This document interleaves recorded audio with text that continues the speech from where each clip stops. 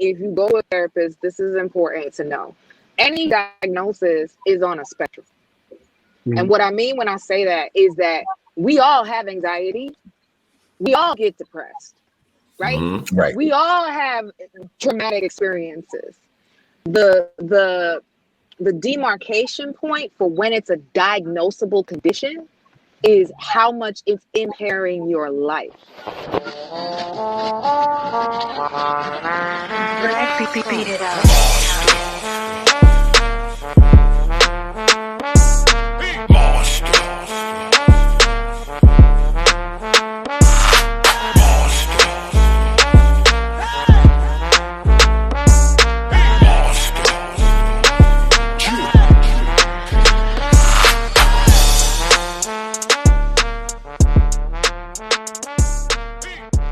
What up, ladies and gentlemen?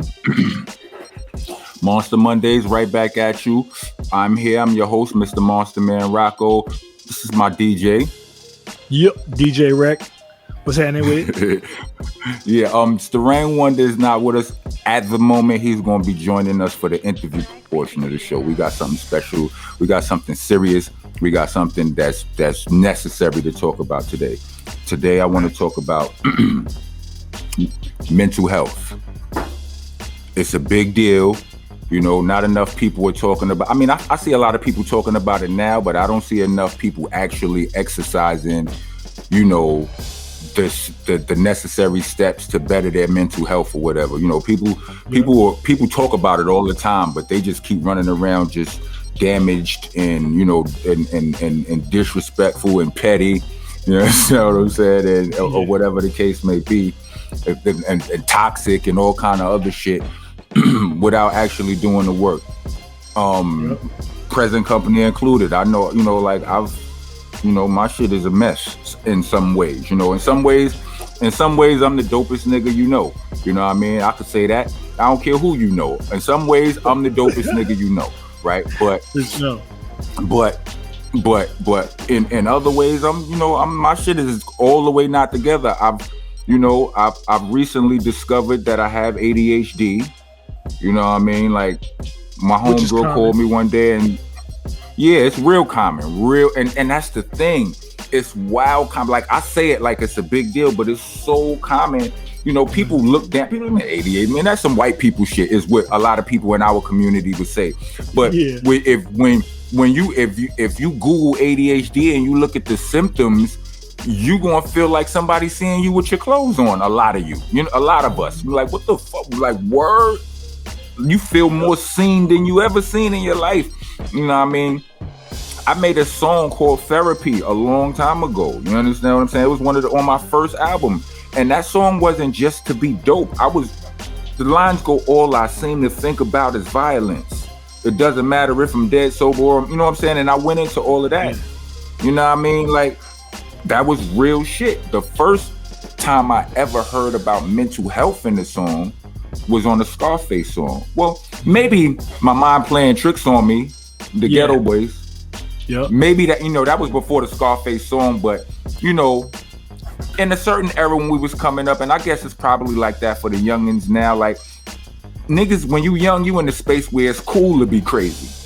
You understand what I'm saying? Like, niggas think that's lit. You know what I mean? But like, so when I first, my mind playing tricks on me, that was dope. But this song on Scarface, on his first album, I forget what the title of his first album was, but it was a song called Born Killer. That shit hit me crazy different. He said on the song, he said something about, in other words, he said, in other words, here's the line. He said, I don't love me. How the fuck I'ma love you? Right? You know what I mean? And then he went into saying some shit, like he mentioned manic depressive, like he was certified manic depressive and shit, like, and I was like, that shit was like again, I was still in that space where it was cool. Right. Again, I was still in that space where it was cool to be crazy, but when he threw the manic depressive bars in there, like, we had never heard that right there. You understand what I'm saying? That shit landed, that shit found a space on my brain. I was like, that's ill. Like that's crazy. Like for real, for real. I didn't know. I'm not sure I knew what to say about it, but I know I felt different about those bars right there. You know what I mean? Them shits was serious. Hell yeah. You know what I mean? I mean, I think us growing up in certain environments immediately puts us at risk of developing mental health issues. You know what I'm saying? Like, we're dealing with everyday stresses that most people shouldn't even, you know what I'm saying, have to deal with. Yeah, real talk. I've loved for a long time. I've said that just growing up black in America is enough to give you some sort of depression or PTSD. You understand what I'm saying? Like, it's crazy. Like, you know what I mean? We see way too much. Like, you know what I mean? Shit becomes normal to us.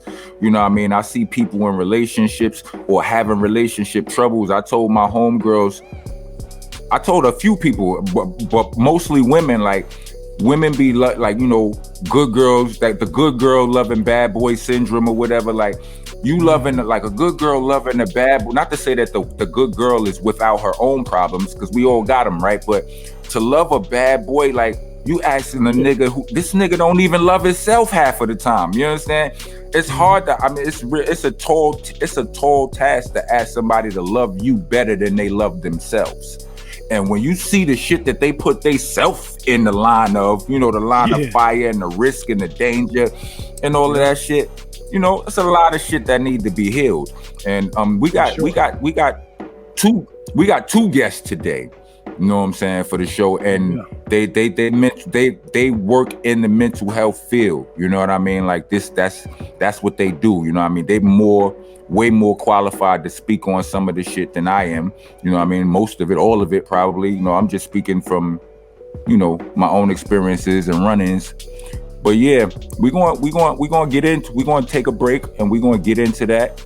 You know what I'm saying? We're going to bring them back in a minute. We're going to play some songs. We're going to come back. We're going to get our interview game on. You understand what I'm saying? I'm trying to work on my interview skills, right? You understand what I'm saying? I'm trying to work it out. You know what I'm saying? You got that. I'm trying. You know what I'm saying? I too many run-on sentences and shit, but I'm working on it, God. I'm working on it. We'll be back. Hi, I'm the Rockness Monster, and I'm here to let you know that I'm on Cameo now. Are you familiar with Cameo? It's a website where you can reach out to some of your favorite celebrities and have them send you shout-outs, personalized, birthday wishes, wedding congratulations. You can even have them quit your job for you. And now I'm there. You can use the Cameo app, or you can go on Cameo.com or the Cameo website. Find me there and make your requests. We also have special requests for business. You know, if you want your mixtape dropped on or your album promote, any promotional things, special pricing for that. See us there. Rockness Monster on Cameo. Rock on. And we're back. How's everybody doing? So as we stated earlier, our episode today is about, we're going to be discussing a lot of mental health. We are and have been discussing mental health issues, and I brought in two mental health professionals, right. Specialist professionals, people who know way more about this shit than I do.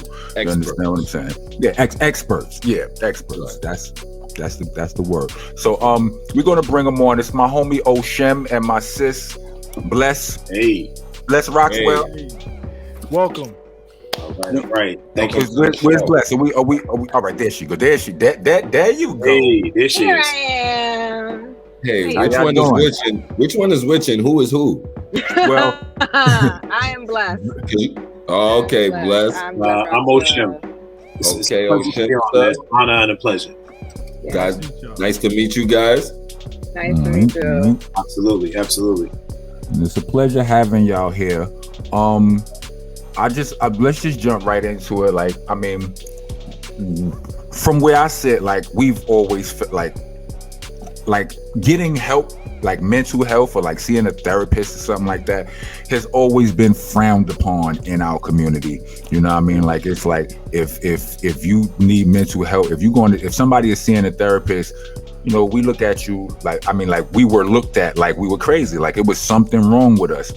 And all of that. And can y'all speak to like how necessary and how ass backwards that mindset is? You know what I mean? Oh, where do I start? Okay, so Bless, I'll let you take this one. This is my bag right here, because one of my missions in life is to demystify and destigmatize mental health and therapy and mental health support. Because here's the reality of the situation. The reality is that we're all walking around living under this racial trauma. That's the first thing, right? And then we have this generational trauma, right, as a result of that. And then we don't even know what any of that looks like. So we're walking around depressed, traumatized, all of these things. And because it's not normalized in our communities, we don't recognize it. So we just medicate, we smoke, we drink, we smash, we do all of those things that help us take our minds off of the pain that we're in, right? When in fact, there are resources out there for the pain that we're in, okay? And the reason we don't access them, I mean, the reasons are endless. The church sometimes, a lot of times, frowns upon anything but prayer, right? So that's one hurdle. And then it's historically, and this is another mission that I have, I am decolonizing psychology because it is historically white. It's historically white and male. Absolutely. Right? We're talking Freud. We're talking Western white men that said, this is how your brain works and this is how it should work. Okay? So that doesn't resonate with everyone. Okay? And so there were times where, I mean, the DSM-5 has been updated. That's the book, the sort of clinical book that therapists use to help with diagnoses. And that's been updated because they used to have drapetomania, right? Drapetomania used to be a mental health diagnosis. You know what drapetomania is? I was about to ask you. Can you explain that? Drapetomania is the idea that an enslaved person must be out of their mind if they want to not be enslaved. Wow. That's drapetomania. And that was in the DSM, not the DSM. In writing. Precursors to DSM. They had that shit in writing. Right. It was a real diagnosis that they would apply to the enslaved people if they wanted to be free. So like psychology is not perfect in any way, shape, or form. Okay. But it's helpful. And it's supportive because it can teach you about yourself and it can show you where your strengths are, right? So if the whole world is telling you, you know, hey, black man, you ain't shit, guess what? Your therapist will tell you, no, they ain't lying. You are. You're awesome. You know what I mean? So there's that. There's being heard, okay? Because a lot of times we have things we want to talk about, right? But your friends are not being paid to listen to you. Okay, a therapist is paid to listen to you, and that's it. Your hour. You get to talk about whatever you want. And it is such a game changer for people, particularly black people, who we are never heard, right? We can scream at the top of our lungs, please don't kill us in these streets, Mr. Police Officer, and they don't hear us, right? Exactly. So having that, just having that space to be heard is so healing and so powerful. All right. So I want people, that's why I decided to become a therapist, because this is something that our people can take advantage of. There are whole cultures, other ethnicities that are taking advantage of this. All right. Let me ask you a question. Yeah, please ask. What do you say to a person like me that says like depression? That's not really a real thing. You know what I'm saying? I say, hey, people who don't get their way, they depressed. Person gets fired from the job, they're depressed. Everybody's depressed. You know what I mean? Back in the days, how did people deal with depression? Everybody was depressed. They didn't have no doctors to talk to them. They didn't have nobody to say nothing. People dealt with depression. So what do you say to a person that says that to you, like me? Like that's what I believe. Okay. Your strangest he's still from the 60s. You know, I don't want to just bust him out like that, but he's my friend. I love him anyway. Go ahead. No, that's a valid question because that's a question that people ask, right? And it's a valid barrier to seeking therapy and support because people are like, well, I don't even think this is real, right? What I can tell you is that depression is a chemical imbalance in your brain. And if you were to go to the doctor and have your brain measure your chemical balance is measured in your brain, you would find out that there was something off. So there is a physical, real thing component to depression. That being said, there's new research that is also saying depression is normal. We come from a society where we expect to be happy all the damn time, and that's not realistic, okay? Because shit happens, and you get sad, and you get depressed, and that's what I'm saying. Okay, that's the thing, right? And that's part of the, you don't even know that you just touched on the decolonization part. That's part of decolonizing it and saying, look, you know, in ancient cultures, not even ancient cultures, in other cultures around the world, right? They don't treat depression the way we do. We actually have extremely disproportionate rates in this country and in the Western world compared to the rest of the world for depression, right? So it's a whole new way of kind of looking at it and saying, this might actually just be a natural human process that we've jumped into because, you know, Western white male world knows everything, and we know that that's not how you're supposed to be. But in fact, nature makes us the way we are for a reason. You know what I mean? So I'm right.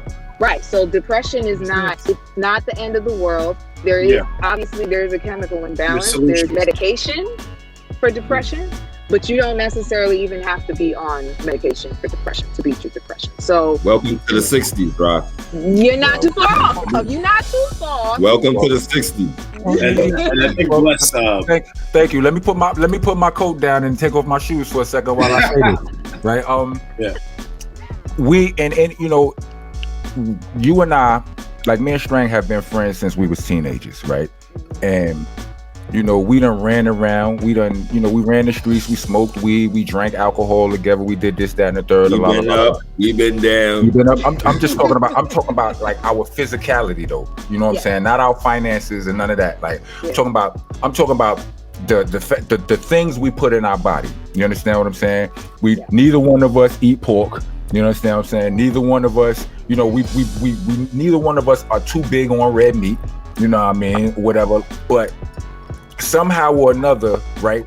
You and I, or we could be brothers. We could be twin brothers, son, and one brother catch cancer and the other one don't. You understand what I'm saying? It's like I'm saying that the bodies, like as individuals, whether it's our body, mind, or spirit, we don't all handle shit the same way. We all different. So whereas you may deal with losing a loved one a certain way. And I will say this in front of the world, you one of the strongest niggas I know. Like you will swallow your blood before you swallow your pride any day of the week, right? So I'm saying, I don't know if that's a compliment, but thank you. I'm just it is and then it ain't. You know what I'm saying? It's I was about to say it is, but then it ain't. You know what I'm saying? It is, but then it ain't. You know what I mean? But what I'm saying, it's just real, right?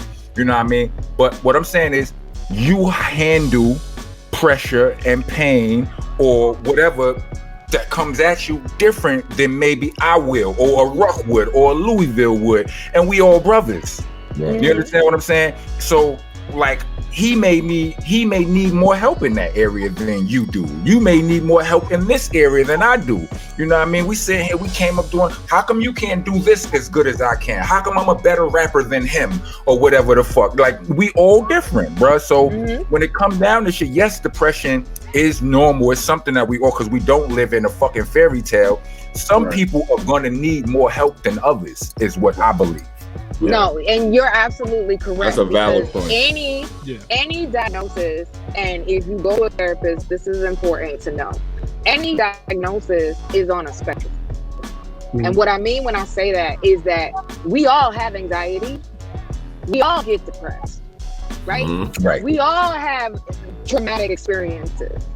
The demarcation point for when it's a diagnosable condition is how much it's impairing your life. Right, so when you guys want to start your own side hustle, your own business, whatever it is that you guys want to do, people are going to call it your little business, right? They're going to call it your little business, your little side hustle, but that's okay. When I wanted to start my own hair care line, someone told me, aren't there already hair care lines out? When I wanted to start selling courses, People told me that's all you do is sell stuff on the internet. And when I decided to buy rental properties instead of investing in my own personal house, people told me that you don't own a home, you own houses. So people are always going to have something negative to say, but it does not matter. What they're really doing is projecting their insecurities onto you, right? They really want to be in the position that you're in, to have that faith in yourself to accomplish whatever it is that you want to accomplish. Owning my own business outweighs the benefits of me going back to a 9-to-5. So there's no reason to give up.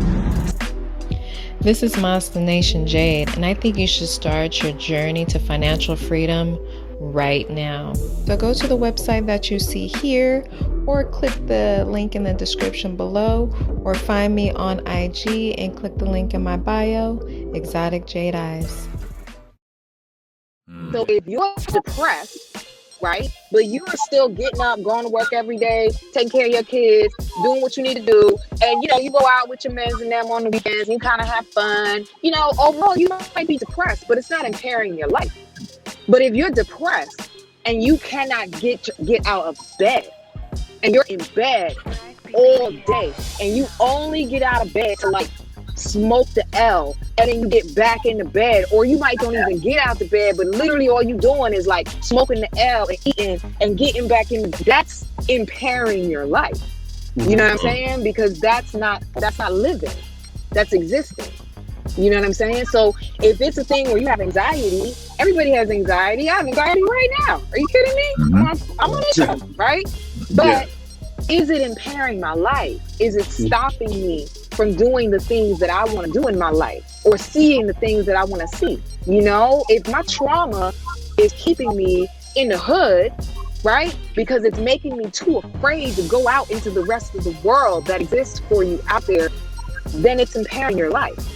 You know what I mean? So all of these things are on a spectrum. They're all absolutely, not all of them, like schizophrenia isn't normal, but at the same time, schizophrenia, we all sometimes hear that little voice in our head. No, I'm glad you brought that up. I'm glad you brought that up. So it's not like there is no quote unquote normal kind of thing. It really is on a spectrum. And we want to see people that are within a range of what's considered normal. And if it's impairing their life, then that's when we want you to get the help that you deserve. And that's the one thing that I want to make sure that everybody knows. If y'all don't take nothing else away from my conversation, my part of this, is that you deserve support. You deserve to be supported. You deserve to be heard. You seriously do. And this society has taught us, particularly our generation, Black and brown people in general, that somehow we don't deserve that. And it's twisted because it's we don't want it. You know what I mean? And if we taste it, we might want it. You know what I'm saying? But we deserve that. We deserve healing. We deserve support. We deserve all of those things. All of them. I don't care what your background is or where you're coming from. You know what I mean? Bless. I want to bring up one point that you made about the racism part of this, is that, when you say systematic.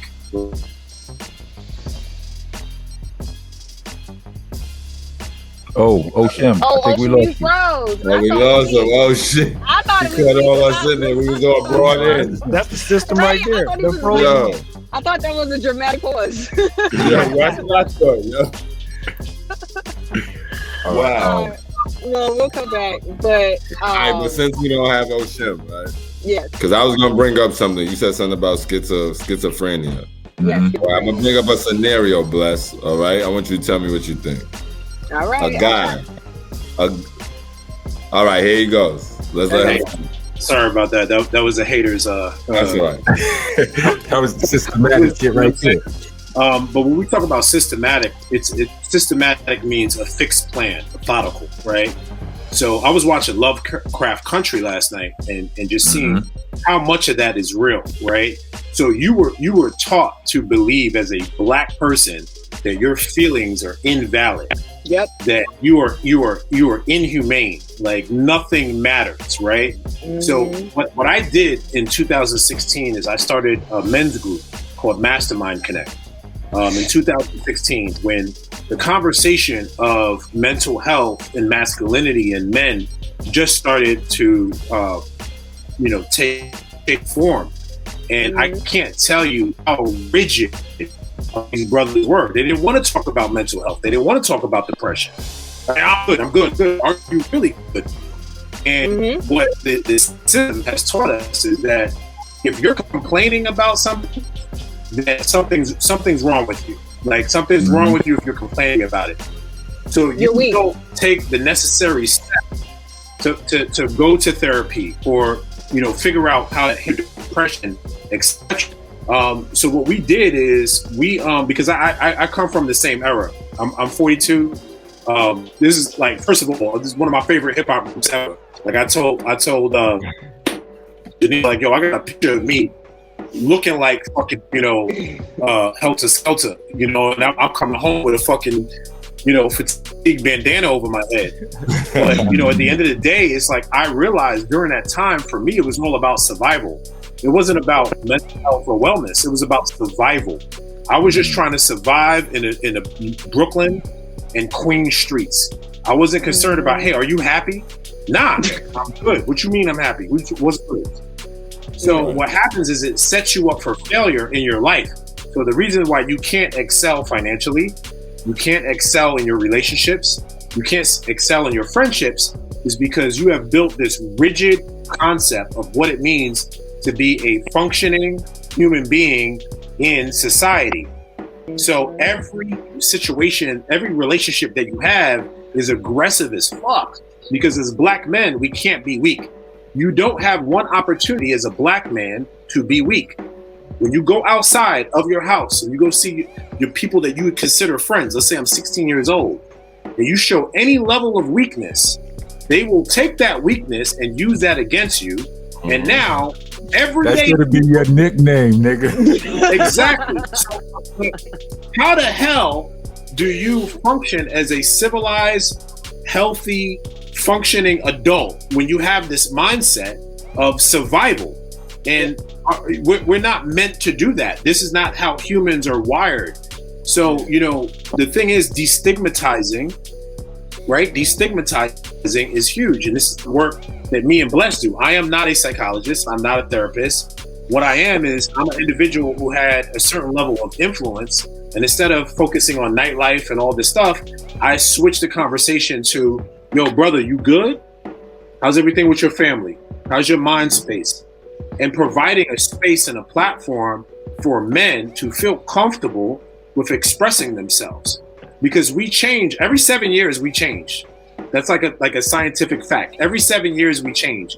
So you're not the same person that you were in 1998 when the goddamn Noriega dropped his album and Big Pun was out. You're not the same person that you were. You change, right? So how do we talk to black men specifically about being more about emotional intelligence, right? Which can save your fucking life. Like understanding emotional intelligence, self-awareness, self-regulation, social skills, empathy, motivation. That's social intelligence. So now when you get to a place where you have to deal with a grown ass man situation and you're used to dealing with situations or how you dealt with them when you were 17, like you're going to lose every time because your defense mechanisms are up. You're in survival mode. That's all you know.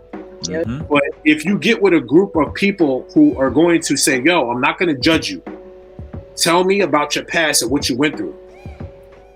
You can start developing the skills necessary to handle difficult situations. I see I see that manifesting itself all over the place in all of my circles. Like, my circles of friends, you got dudes who pride will get in the way of their growth. You know what I mean? They don't want to look weak, so they won't tell their wife, or they won't pursue that artist that they know they need to connect with or whatever. I ain't chasing nobody. All of these things that they feel like, these things in the mind is making them feel like it's a show of weakness or a show of something that's kissing ass or something. Kissing ass or whatever. That's all a pride ego thing, and that all, and a lot of that shit comes from us trying to, like some of what Oshim was saying, like, you in that survival mode, you can't have nobody look at you like you anything other than what you want them to think of you as. You know what I'm saying? So, the thing is, you cut yourself off. I heard in a movie, somebody said some dope shit. I don't remember what movie it was or whatever, but the line just stuck with me. Nigga said, he might have said balls, he might have said courage, he might have said guts, but he was like, it was like guts will only get you so far in life. After that, they get you killed. Oh, I know the movie, and that's gonna bug me to remember what it is. Like I was like, whoa. He said that shit punched me all the way in the head. Like I was like, word. I mean, and I understood it. You know what I mean? Because in a lot of these places, like the way we handle shit as black men and black and brown men growing up in the hoods and all of that, a lot of that shit ain't gonna work in the business. Like you go in the place, they gonna lock you up, they gonna fucking assassinate you, whatever. You ain't getting away with that same shit. Right. You know what I'm saying? Mm-hmm. And it's by design on some level. You know, this is what I want to ask you guys right now, right? Yeah. Mm-hmm. Well, I'm gonna say a scenario, and I want you to tell me what should happen in this scenario, right? Mental health person, you know, he's either schizophrenic, bipolar, you know, one of those things. Police pull out a gun, they have him at gunpoint. He has a knife or a stick or something like that, not a gun though. And he's coming at towards the police. They shoot him. What should happen in that situation? Is that a justified situation, or is that what should happen in that situation? What the police should go to jail. What should have happened in what should have been done? Oh. What should have happened in that situation is that the police department should have never been there from the jump. That's the first thing, right? And that's what we mean when we say defund the police, is that we don't want the police to not exist necessarily, but they should not be answering calls for people in mental health crisis, because they are taught and trained not to de-escalate a situation with somebody who is disconnected from reality. If you are someone who is schizophrenic, you are not even in the same reality as the rest of us. These cops have enough of a challenge dealing with people who are in the same reality as them, right? So what should happen if they actually killed that person? They should go to prison. And then to add, right, a lot of times whenever it's a white person that loses their cool, like and do some wild shit, that's their story. That when they walk him out of there alive, they say, oh, he was just troubled, oh, he was just going through mental health, or they figure out how to do it when it's them. Right. They already should go to prison dangerous immediately because we're black men. We're immediately viewed as a threat. That goes with like being a young black man, period. We're the most threatened and most feared at the exact same time. Like just going outside, I see a nigga that look just like me. Yeah. I might be looking at him with the side eye, like what is this nigga about to do? You know what I'm saying? The exact same way that white folks look at me when I step into a grocery store or something. You know what I'm saying? So it's like a double-edged sword. Mm-hmm. Right. I want to hear from you. I want to touch on that because, like, I said this to a young lady the other day. She was like, well, why don't black men protect black women more and blah, blah, blah, blah. I said, because, man, black men are just figuring out who the fuck they are. And the issue is we are the most feared species on the planet Earth. Right. I don't care. You could put 20 lions in a cage. People will come and pay to see the lions. Mm-hmm. You put 20 black men in a cage, that's called prison, right? Mm-hmm. Ain't nobody coming to that unless they rapping or singing, right? Mm-hmm. Or dancing. We are the most feared but revered and admired group of people on this planet, straight up. Like, I live in a really good neighborhood, right? My neighbor got a Bentley, my other neighbor got a Ferrari. I ain't got none of that shit. Right now. Hey, don't ask me for it. I ain't got it. Where I'm at right now. And, I'm still Mikey from South Jamaica, Queens, right? Oshim is my spiritual name. This is what I came into last year. But I am still that guy from South Jamaica, Queens. So I still look over my shoulder everywhere I go. And when I walk into a store, I feel like they think I'm stealing something. People will never understand what it feels like to be a black man, especially being a tall black man and being big, right? Mm-hmm. You find yourself sometimes shrinking yourself so you can be less threatening, right? Yes. When you start coming into the realization of who you are and start owning and understanding mental health and developing emotional intelligence, the thing is, you not only start understanding yourself, you start understanding everybody else. So you start understanding why everybody else has a reaction to you the way you do, and you don't take it personal anymore. Mm-hmm. And the thing that I will say about this is, like, you know, for me, it started with me with accountability. And I will say this, and I know I'm speaking directly to the brothers right now.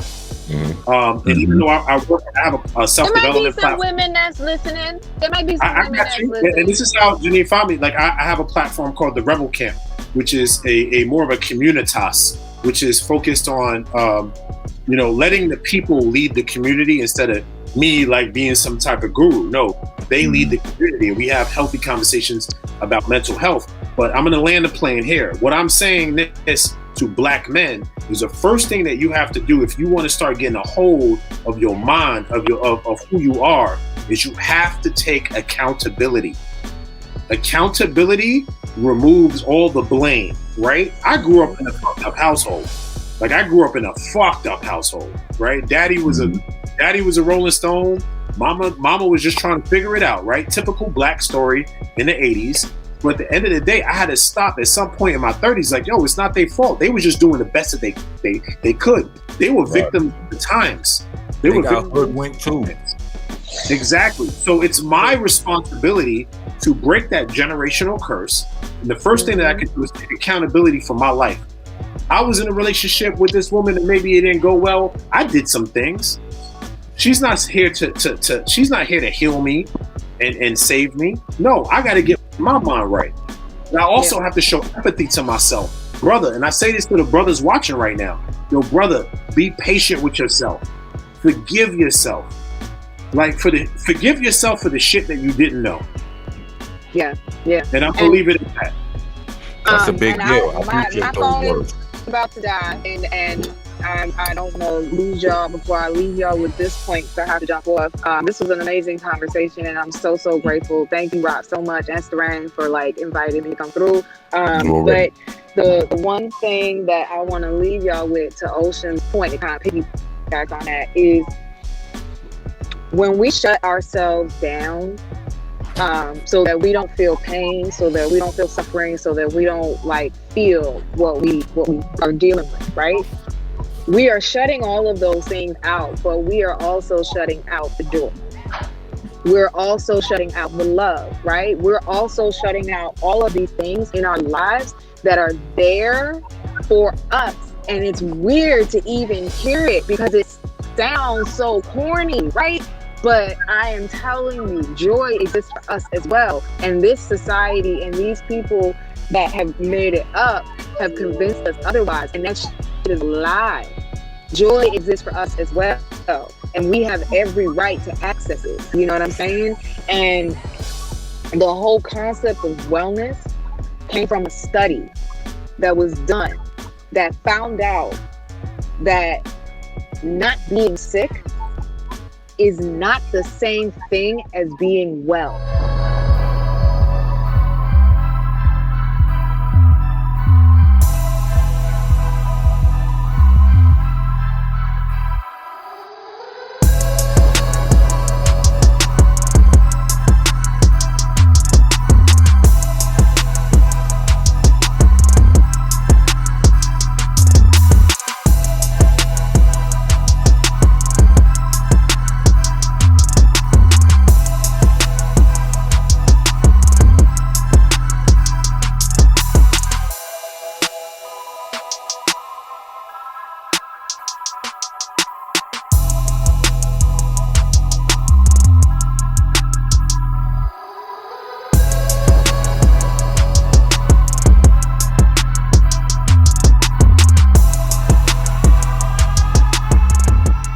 Those are actually two different things, right? That's a mouthful right there. It's called languishing, is when you just not sick. You just languishing. Nothing bad is happening. You just languishing, right? Versus flourishing. Flourishing is wellness. flourishing is where you're like, you know what, I ain't got shit to do today. Let me just go to the park and get some sun. You know, like it's the little joys. It's embracing all of that shit and understanding you are as worthy of it as that person in the next community over. Okay, so that's my last soapbox. 2 minutes. Thank you. I gotta go. My phone on dead. Thank you. We appreciate it. I got to go. Listen, y'all are dope. Thanks. Bless Roxwell, y'all. Follow Bless. Where can they find you though? I don't think you got a job, but her phone about to die. Yeah. We thank you. Appreciate. Let them know where to find you at. Absolutely. Instagram, Life Beam Energetics, and that's Life Beam, like a beam of light _energetics. So you can find me there. You can alternatively just look me up, Bless, ROXWELL. I'm like seriously all over the socials, so you will find me. I'm super friendly. I love to talk, in case y'all didn't notice, and so I will absolutely talk to you. So yeah. And you got Rock in your name, so you secretly my family. So we ain't gonna tell nobody about it. You know what I'm saying? Y'all be good, okay? Love you. Bless Roxwell, ladies and gentlemen. Y'all take care. Roxwell. She's super dope. Like she's super dope. And the thing that she said, there was one thing she talked about nature, you know, and this is something that I think a lot of brothers that live in the inner city don't get an opportunity to experience.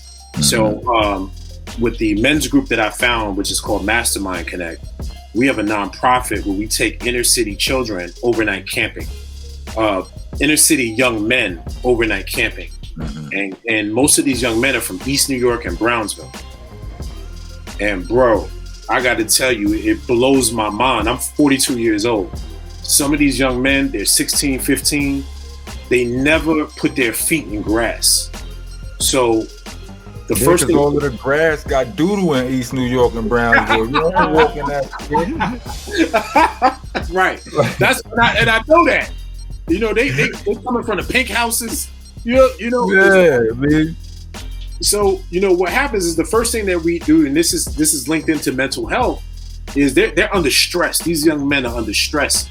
Like their whole lifestyle is under stress. Like even when they go to school, they go to get a coffee and a bacon, egg, and cheese sandwich, and like they 45 years old. Like their lifestyle, they're living like grown ass men. So we ask them to take their shoes off. We take their phones from them, and that's a whole ordeal. And then we ask them to take their shoes off and stand in a circle. And then we form brotherhood. And a lot of these young brothers, they think the grass is filthy. They're like, oh man, this is dirty as hell. I'm not doing this. Now we ask you to take your J's off. And it's a beautiful experience because you get to really like non-judgmental, from a non-judgmental standpoint, really see where a lot of these young men's heads are at. They're just in survival mode. Right. So we give them a chance to be fully vulnerable, fully open, be themselves. No phones. They're not checking for Instagram or Snapchat or TikTok. They're just being themselves. And it allows them, we also do these exercises with like, what's the biggest stress in your life? What's your home life like? What do you want? What do you want from your life for real? And they don't have the opportunity to do that and express themselves. So it's a beautiful thing because we have to catch these mental health issues very early.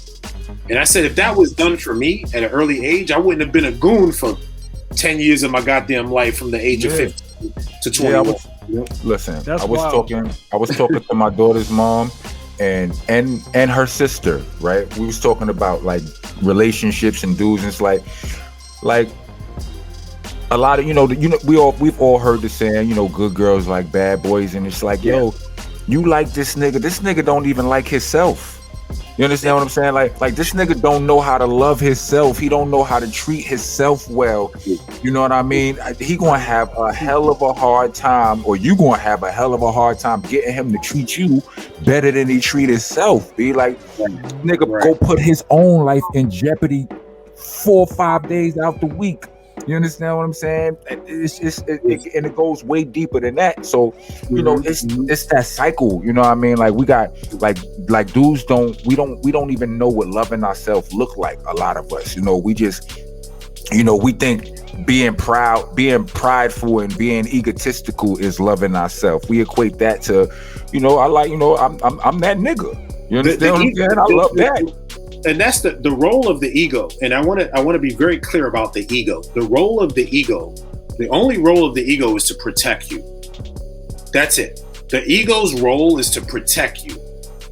And the ego is necessary. I don't demonize the ego. No, me neither. The problem is this. Let me cut you off for just 1 second. Yeah. I'm a hardcore rapper.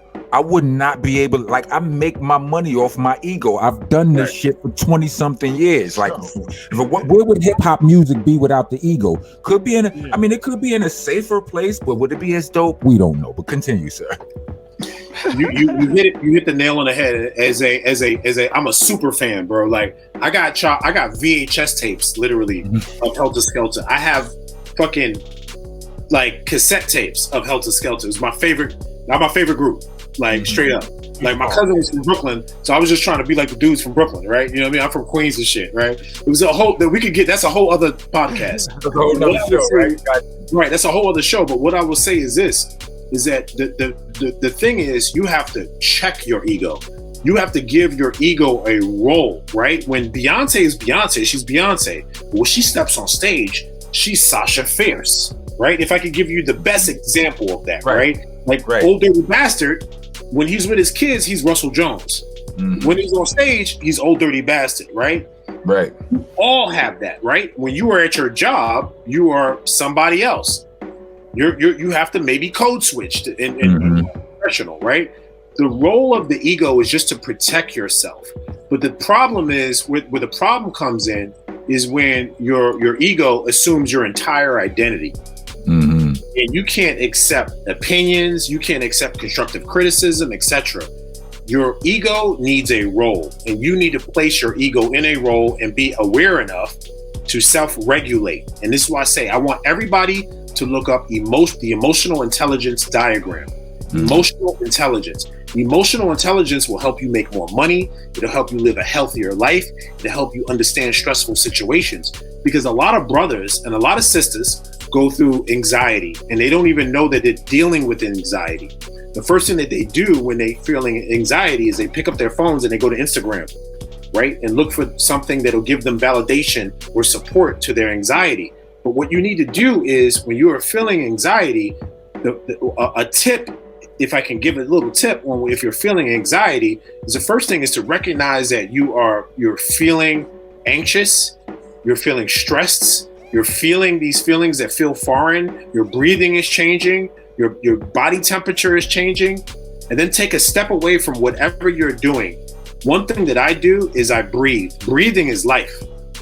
And if you can control your breathing, a lot of times you can bring yourself back down from that point of anxiety that is telling you, like, holy shit, I'm fight or flight, right? Fight or flight mode. I got to make a decision. No, just take a step back before you make a bad decision. Take a step back and breathe. Deep breaths. Now let me breathe ask in, you breathe out. And I know that sounds simple, but it will save you from making a lot of bad decisions. Now let me ask you, ahead, how do you know when you're actually dealing with mental health issues? Like, how could you really tell? A lot of times I feel like people go through things and it's kind of perspective that either makes them feel depressed about it or makes them, go into hustle mode and figure it out.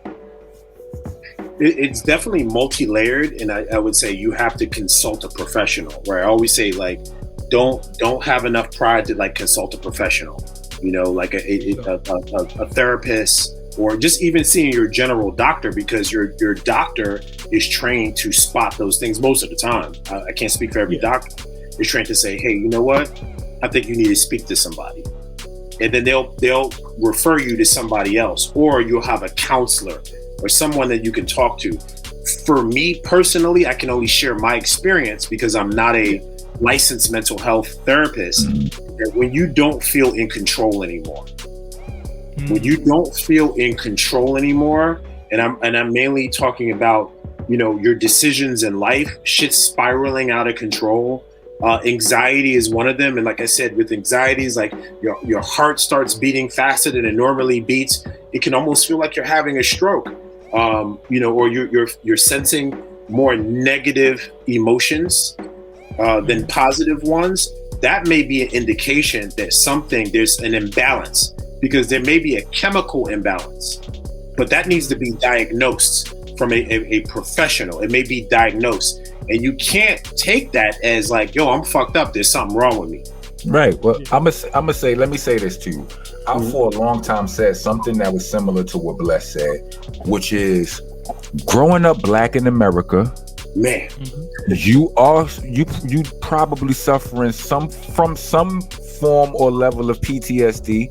You understand what I'm saying? Like we seen so much. We've been through so much. We done lost members. We done seen people killed in our faces. All kind of struggle, all kind of hardship.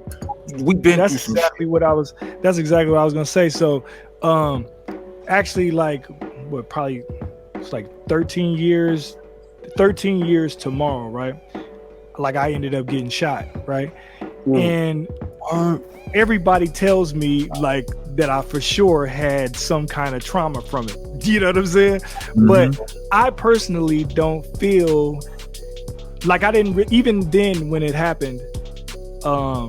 Like I didn't really feel much from the situation. Like I thank God that I was still alive because 2 of my friends got killed. But I personally didn't feel like any real stress from the situation. You know what I'm saying? And to most, that seemed odd. That is odd than a motherfucker. How the situation happened. Well, Rec, you know, the funny thing is you could have had trauma before you got shot. And it was easy for you to normalize a situation like that because we've basically, like, we were raised in environments of like fucking Afghanistan. You know, it's like, so like if you talk to a soldier in Afghanistan and you're like, yeah, I was shot, you're not really going to be surprised. You know, right? So when you hear somebody that gets shot in the hood, they're like, oh, word? Okay, anyway, yo, what we going to eat? Like, it's just a regular conversation. But in this, like, if I'm in the suburbs, I'm like, oh my God, Tommy got shot. Oh my God. Like, let's start a GoFundMe. Like, dude, right? It's like an event and it's like a thing. The problem is that because of systematic racism and this plan that they had for us before you were even born, unfortunately, your trauma has been normalized. And it sometimes is really hard to spot trauma. It shows up very, very, it's odd. And there's different levels of PTSD, right? You could have complex PTSD. And Bless touches on that a little bit more. That's the work that she does. Sometimes you don't even know you're dealing with PTSD. Like, you don't even realize that because you've normalized that lifestyle. And it's a normal thing for you. But when you get into a room of balanced individuals who understand, you want to see a difference, right? You'll be like, yo, and this is why it's important to change your environment. Like I said, I referenced those children that we take overnight camping. A lot of times they don't recognize that their lifestyle is pretty fucked up until they get around a different space, a different environment, a different culture. So like I have a kid who literally says to me, he was like, I don't feel safe going outside. It's all good. But he didn't realize that until we spoke to him. So there may be things that pop up for you 5 years from now, Rec. It may not be now. That was 13 years ago, right? Yeah. I just discovered some shit about myself that I do in relationships that was like, yo, I normalize this shit. And it was only until somebody treated me with a level of kindness I never experienced before. Like, I'm looking at this brother right now. Like, I literally can't even believe I'm on a fucking podcast with Helter Skelter. Like, I can't even believe it. Like, I'm fucking, like, I'm a little starstruck and shit. But, like, I remember what it feels like. We carry razors in our mouths. Yeah. Like, say what? Like, I carried a razor in my mouth to go to high school. Yeah, me too. You remember, like, right? I went to Springfield High School in Queens, and, like, I was like, that's not a big deal. Right, but you are a human being, brother. You deserve kindness. You deserve love. You deserve empathy. You deserve success. All of these things.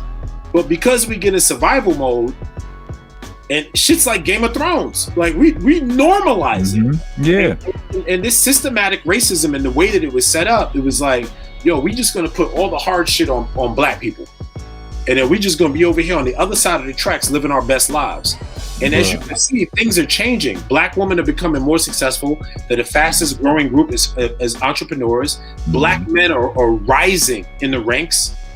Like it's happening. Yeah, and in spite of the system, it's not like the system is helping us. Like, you know, you got some people in the system you got some people amongst the system who are fighting for us, but they still, that like, you know, you're talking about a cell in a body. You know what I mean? Like you talk about a cell in a body. Yeah. Like they give a fuck about us. You got your people who do, but the system is the system. You know what I mean? And they run the way it do. Niggas is flourishing in spite of that. You know what I mean? That's something that we should be proud of. But Hi, I'm the Rockness monster. Dopest voice in hip hop ever. Yes, ever. Ladies love my voice. You know what else ladies love? Ladies love cool shirts. And we got some of the coolest shirts you ever seen in your life over here. They don't shrink, they don't wrinkle, they don't fade. Best part about it is they feel good. Real good, I promise you. You put this shirt on and women are gonna hug you different. We also got matching socks and neck gaiters for whichever shirt you order.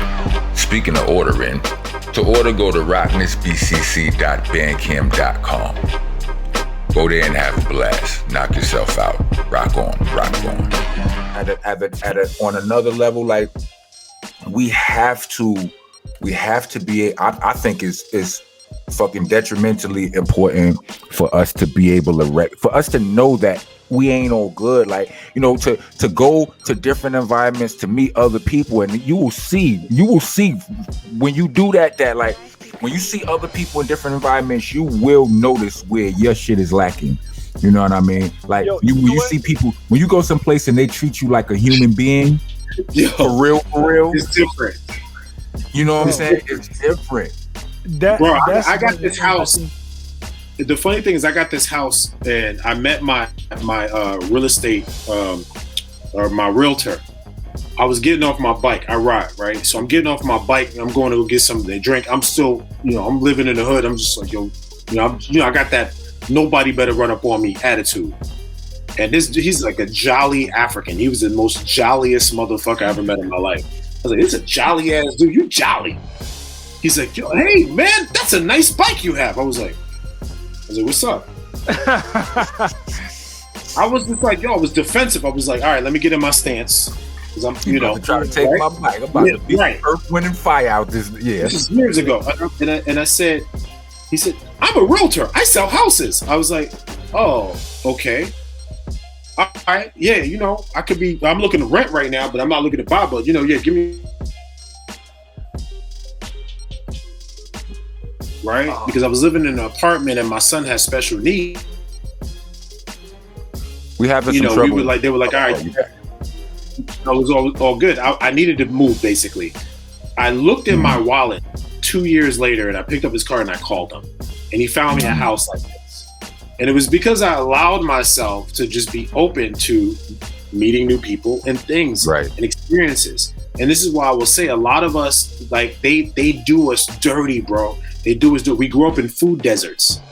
Everything has to do with mental health that you put in your body, the content that you consume. So we're listening to music that's like, fuck a nigga, bitch, blah, da, da, da, da, da, and even like the lower vibration. Because even in the 90s, you had scale, right? Yeah. And then you're ingesting pizza, Chinese food, halal, bacon, egg, and cheese, and like you have 5 options of food that you put in your body every day, and sugar, alcohol, and drugs, right? You start that at like 15, 14. Like I said, then the content, the food, and then you have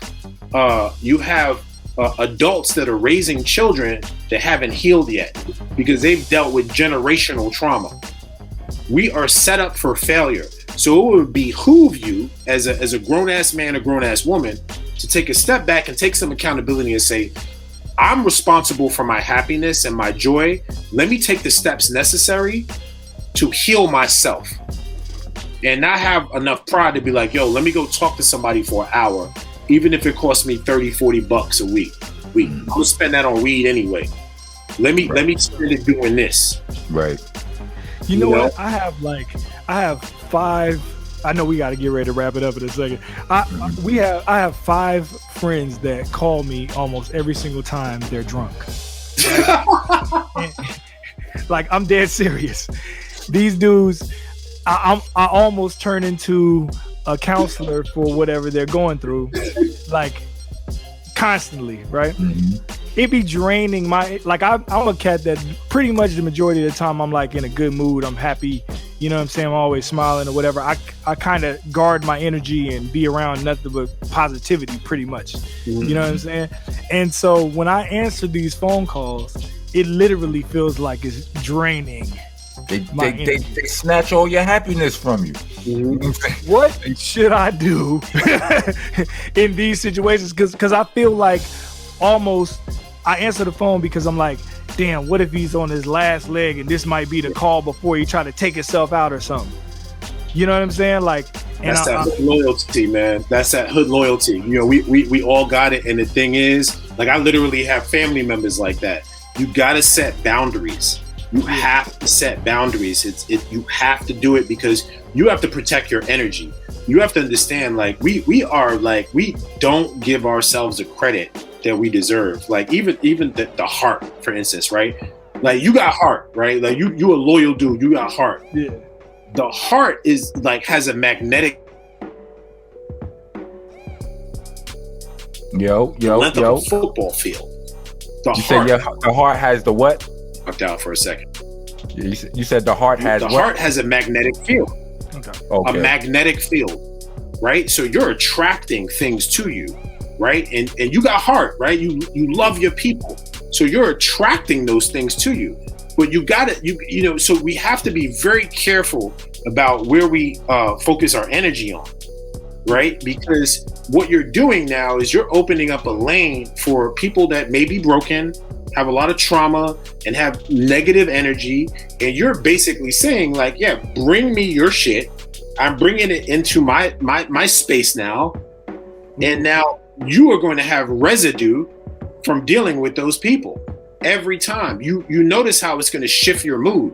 You could be hanging out with your wife or your girl, and your boy calls you 2 a.m. Yo, I'm up. Now it shifts your mood. Yeah. And now it's weakening you. It's weakening your system in a way. So I would say definitely set boundaries, and you got to have those honest conversations. Like, yo, bro, this shit ain't healthy for you, bro. Like, I love you. But like, yo, you got to stop getting so motherfucking drunk. Like, what can I do to help you with this? And off of that, and if they don't listen to you, then you got to worry about yourself, because a huge part of self-love is setting boundaries. Yeah, you just not help me. You just not help me because for a few years I've had a boundary set with one of my homies, and it's just I don't answer my phone for him after midnight. If he called after midnight, I know he's drunk, and I'm not fucking with him. Right? You understand what I'm saying? But but you just not help me, because I can have a conversation with him where I go like, bruh, I don't like you when you drunk. You know that's the only reason I don't la la la la la. And not only that, you be la la la la la and la la la. You got a lot of people. You done burnt a lot of people right now. Blah blah. You gotta do something about. I need to have that conversation with my man, because other than that, I rob myself of the opportunity of even having the friend, because I'm not answering the phone. You understand what I'm saying? Like, I'm not doing that. You call me at the nah. You can't light yourself on fire to keep somebody else warm. Right. Like, you can't do that. And because it's just only going to take away from you, because once you start understanding energy, and you see a lot of spiritual people that are like super, all they do is talk about energy. Mm-hmm. Energy is real. That's your cachet, man. That's actually all you have is your energy. So DJ Rec, he's a DJ, right? So I'm gonna call this guy at 12 a.m. and be like, yo, I'm drunk right now. Cheating on my girl. I'm doing this. He could be making a fucking mixtape or a podcast. I'm taking away from him being productive, or he could be with his kids, or Rock, you could be making a song or whatever like that. So I have to have enough respect for myself to be like, yo, bro, listen, this is where I draw the line, because it's like energy is very real. Like, we talk about energy in the context of music, right? Let's talk about energy in the context of music. And this is just, I give people their flowers. When Helter Skelter came in, Like, y'all provided a very specific energy for the gully motherfuckers. Like, we was in the trenches. Mm-hmm. Like, I was like, we were like, this resonates, mm-hmm. right? And I want you to remember that word, resonance. Does it resonate with you? Because a lot of motherfuckers is making decisions and the shit don't even resonate with them. It's just they following. Mm-hmm. Like, your music resonated with me because it was thugged out, but it wasn't too thugged to be like laugh. Like, you could still laugh. Like, you had Smith and Wesson. You had, like, we could still crack jokes on a motherfucker and be stylish and whatever. It resonated with me. So I attracted to that energy. And it didn't make me feel negative. It actually just made me feel fly. Right. Even though I was gutter as shit. Mm-hmm. We have to understand. We told you could be fly for cheap with your fatigues on and shit. Yeah, like I would go to Man on Man at the Coliseum Mall, or I would go to Albee Square, do what I do, right? Now, energy is everything, right? So what the people don't understand is that the powers that be control your energy. They control your energy. So if they tell you 6'9" is the hottest shit and it's cool to snitch and it's cool to do this, like, that's what you're gonna believe if you're underdeveloped. Yeah. So now snitching becomes a culture. Now just disrespecting people becomes a culture. When you don't understand your own energy, but when you understand your own energy, you're like, nah, that doesn't resonate with me. Resonance. Does it resonate with me? And I want y'all to Google that word. Before you make a decision, not you, I know you guys. No doubt. Before you make an informed decision, does this shit resonate with my spirit? Is this what I need to do? Do I need to sign with that record label? How does that shit make you feel? Like, cause sometimes, like, you could sometimes at just the hearing of the sentence, you feel off. Right. Pay attention to that right there. Like, nah, I don't like the way that sentence made me feel right there. Nah, man. You know, you got to pay attention to those things. And, you know, like, I think, we got to get out of here and shit, you know, like, I think that's a dope note to end it on, because, you know, people run from their gut feeling. They run from their, you know, people try to make you believe that your instincts are fake. No, that's your soul and your spirit's compass in this fucking world. Like, you know what I mean? Like, that shit is giving you direct. You go someplace and all of a sudden you start sweating, feeling whack and shit. No, get the fuck out of there. Get out of there. You know, somebody around you, you know, and they pouring all their problems on you, and then all of a sudden you feel drained. You just, all you did was have a conversation with this nigga. Now you need to take another shower. Stop having those conversations, B. Right. You understand what I'm saying? Like, for real. We want to thank you. We want to thank you so much, Oshim. You understand what I'm saying? For providing this fucking glorious insight. You know what I mean? Because and I'm glad that it's coming from you, somebody who looks like you. Not just that you black, but the fact that I could still see some goon residue on you, right? And that means a lot, because people. You know, people who listen, and I'm saying it because some people will be able to see this, some people will only hear this. So, you know, I'm saying this to let the people, like, this ain't no nerd sucker, you know, because people respect strength. People so many people are sheeple and they respect. You know, you could give them the right message in the world, but if you don't come in a package that represents strength, they're not gonna follow it. You understand what I'm saying? And strength is dripping all through this motherfucking podcast right here. I'm gonna let the people know who I am. I'm letting them know who you are. With, you know what I'm saying, the energy you giving off. You don't. This ain't somebody you run up on and say, "Give me your money." Nah, I feel like he gonna slap you under a car or something. Oh, bro, listen, that had to happen 2 months ago. You know, you understand? Like, you know what I'm saying? So I just want to normalize people these type of conversations. So I thank you, bro. I thank y'all. Right. Absolutely. Like, so I'm saying, like, this ain't a conversation that's only for the lames or only for nerds or only for people with high grade point averages and good and all. No, this is for us, B. From the lowest level of us to the toppest level. You know, from the grittiest to the shiniest. You know, from the happiest to the not so happiest. This shit is for all of us. We all need this shit. You know what I mean? And we're gonna wrap that up. We're gonna wrap up this segment. Oshim, thank you. Let them know where to find you at. Oh man, you can find me at on Instagram, which is the easiest way. Oshim Phoenix on Instagram. You can find me at therebelcamp.com. That's my self-development platform. A lot is changing with that platform. I have a couple of television shows coming out. I'm working on some stuff. You know, besides mental health and self-development, I'm a huge motorcycle enthusiast. So I'm doing stuff for the African American experience as far as biker culture is concerned. I'm a third generation biker. And you know, for me, it's just like self-expression. So y'all can find me at Oshim Phoenix on Instagram. And y'all can find me at the Rebel Camp as well. That's my self-development platform. But like, yo, bro, I'm blown away right now. Like, honestly, like just your movement that you've had, like it's a part of me. Like I said, a lot of these brothers, I'm gonna land the plane here. A lot of these brothers don't understand. A lot of these sisters, even because I saw a video of sisters fighting in Miami this weekend. I'm like, oh my God. Wow. Like, conflict resolution, emotional intelligence, all these things are going to help you prosper in life.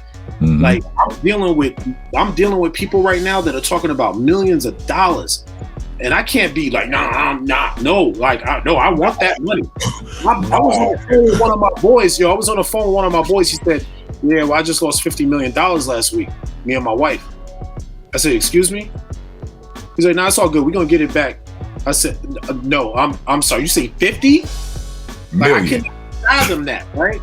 But he had the emotional intelligence to just like have this conversation with me. Nobody got cool. So it'll help you in your life to get in front of your mental health. If you need any help with that, y'all can find me at Oshim Phoenix. I'll talk to anybody. I don't care. TheRebelCamp.com. That's my platform. I've been through it all.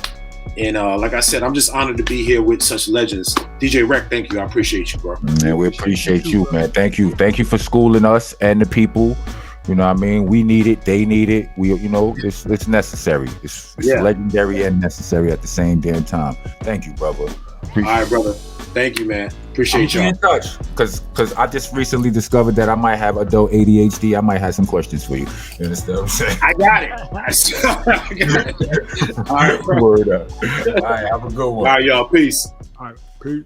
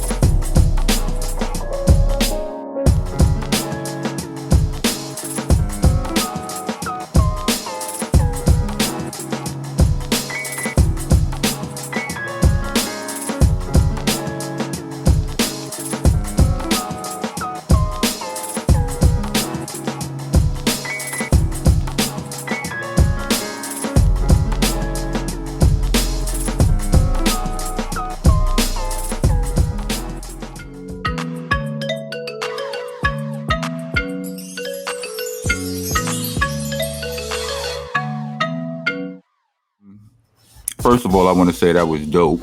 Dope as fuck. Very. Second of all, I want to say, fuck happened to Starang? What happened? Was that his computer? Yeah. I think he probably lost power. So. Lost power. All right. We gonna hold it down for you, bro. We got you. Yeah. You know what I'm saying? That's my boy. He keeps me grounded as well.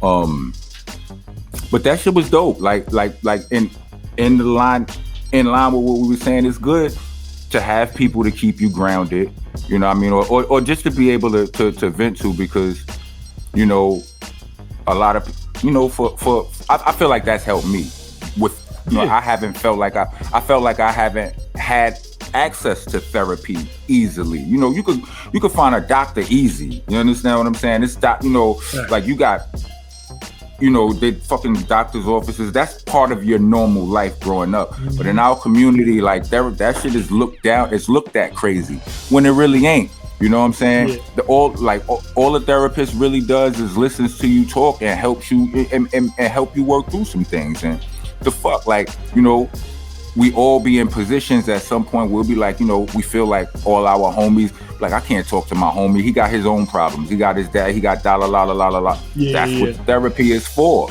You know what I mean? That's your homie you could talk to. He's paid to sit there and listen to you and all of that. Yeah, but people in a good way.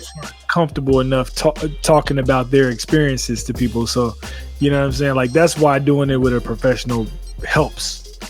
You know what I'm saying? I mean, shit, niggas get in cabs and have taxi cab confessions and all kind of other shit. You know what I'm saying? Like, you know, but I think it helps to, like, it's self-help shit on YouTube and shit like that too, as well. That, you know, you can watch all kind of videos that help you work through your shit. But, you know, don't be afraid of therapy. Like, ain't nothing to be ashamed of. You know what I mean? Like, I know the resources may seem slim, but they out there. You know what I mean? Like, as a matter of fact, my producer Jay can actually help. Like I'm gonna have a list of first. She's gonna post some shit at the end of the shit. She's gonna, if you're watching, she's gonna drop some shit if you're listening, and she might even take some of those calls her damn self because she like that. You know what I'm saying? I mean, well, maybe. Don't quote me on that, but she's helpful and she's quite helpful in those areas. You know, understand what I'm saying? But, like, you know, like, bless Roxwell, our guest, and the homie Oshim, our other guest, like take their words and use them. Like, you know what I mean? Like you are not alone in this shit. You're not crazy. You know what I mean? If you crazy, then we all crazy. You know what I'm saying? Because we all go through shit, and and a lot of us still are able to excel and do dope shit in life and all of that. So, you know, you can do that. It helps to learn to speak to yourself positively as well. You know, right. I do that a lot. You know, I try to eliminate negative thought, and in an effort to help me do that, I made a song. I make song, like, every once in a while I make songs like that, like Win a Circle or Be Better and shit. You know what I mean? Like especially Be Better. Like, you know what I mean? Like, well, maybe especially both of them, but they both songs where talk about just, you gonna go through it, but fuck that, nigga, get over it. You know what I'm saying? Not on some get over it, but I mean, get above it. You know what I mean? Get around it, get through it. You know what I mean? So yeah, like, and by making those songs, you know, I have to memorize those songs. You know, I have to hear those songs. People, you know, and it becomes a mantra for myself. You know what I mean? Right. Like, don't even trip. You know what I mean? So, you know, I think that could be helpful. We might get into that. Might as well get into those joints and shit. But remember, like, on some real shit, like we got to be out. You know, we got to end this and shit. It sounded like you was ready to say something or whatever. Oh, but, yeah. What was you gonna say?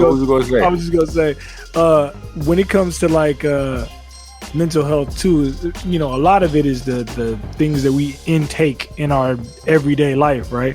So, like, I try my best to not be on World Star, or not the, you know, this World Star, but World Star got a lot of videos that be, like, triggering to folks or whatever, right?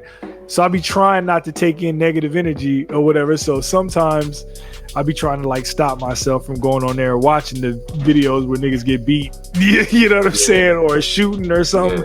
Even though it'd be intriguing to see how wild stuff is, all those negative energies from, you know, and images, you know, can put you in a particular mind space. You know what I'm saying? So, like, absolutely.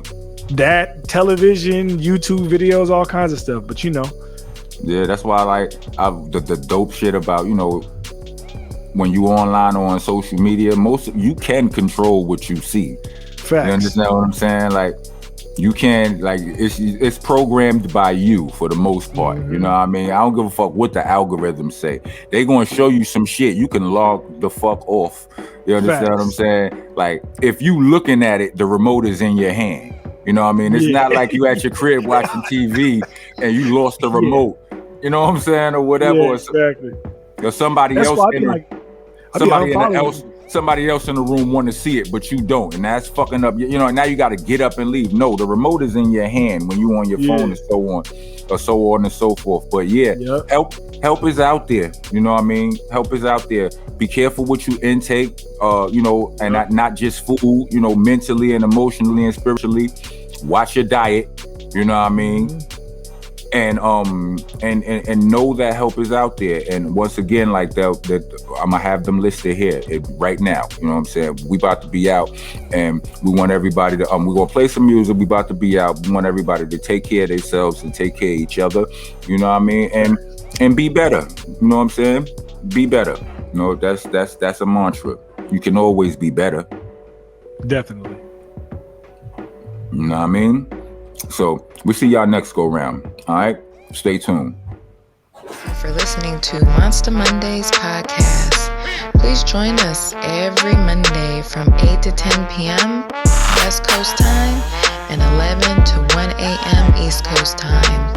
Every single Monday, Monsta Monday on the Dash app. Also, check out these awesome shows from the rest of our podcasting family.